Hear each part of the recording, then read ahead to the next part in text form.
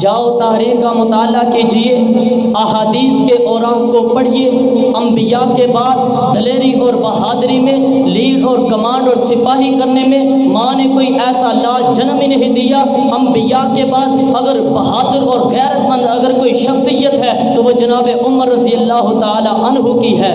جاؤ جناب عمر رضی اللہ تعالی عنہ کی زندگی کو پڑھیے۔ کون ہے جناب عمر رضی اللہ تعالی عنہ؟ دنیا میں جب بھی کوئی باپ اپنے بیٹے کو غیرت کا سبق دے گا، ماں اپنی بیٹے کو شرم و حیا کے عنوان پہ پیغام دے گی، بھائی اپنی بہن کو پردے کا حکم دے گا، تو وہ جناب عمر رضی اللہ تعالی عنہ کی سوچ و فکر کو سلام پیش کرے گا، کیونکہ جناب عمر رضی اللہ تعالی عنہ کی وہ شخصیت ہے، وہ ذات ہے جن کی رائے اور فکر پر، جن کی گفتگو اور بات پر رب نے آسمان سے پردے کا حکم نازل کیا۔ فرمایا یا ایھا النبی کل ازواجک و بناتک و نساء المؤمنین یدنین علیہن من جلابیبہن۔ اے محبوب عربی صلی اللہ علیہ وسلم جی، اپنی بیٹیوں سے بھی کہہ دیجئے اور ازواج مطہرات کو بھی پیغام دے دیجئے، اور پوری امت مسلمہ کی ماں و بہنوں تک بھی یہ پیغام پہنچا دیجئے جو دعویٰ کرتی ہیں اپنے آپ کو مسلم کہلانے کا، جو دعویٰ کرتی ہے کلمہ گو کا، ان کو پیغام دے دیجئے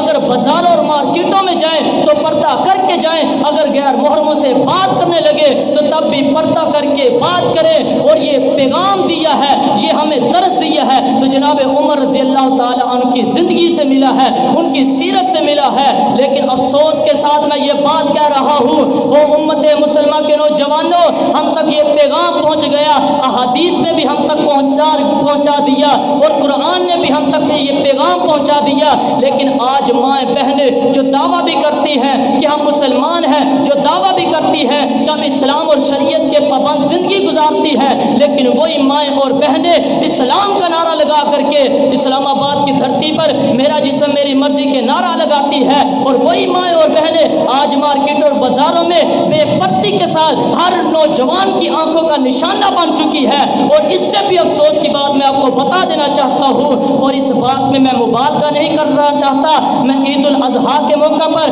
آپ کے شہر لاہور میں موجود تھا، میں دروگا سے لے کر کے ماڈل ٹاؤن تک، اور ماڈل ٹاؤن سے لے کر کے میں جنرل ہاسپٹل تک میں نے سفر بھی کیا، میں نے اپنے آگے اور پیچھے دیکھا، دائیں اور بائیں دیکھا، مجھے کوئی بھی ایسی ماں بہن نظر نہیں آئی جو پردہ اختیار کر کے اپنے آپ کو اسلام اور شریعت کا پابند ثابت کرنا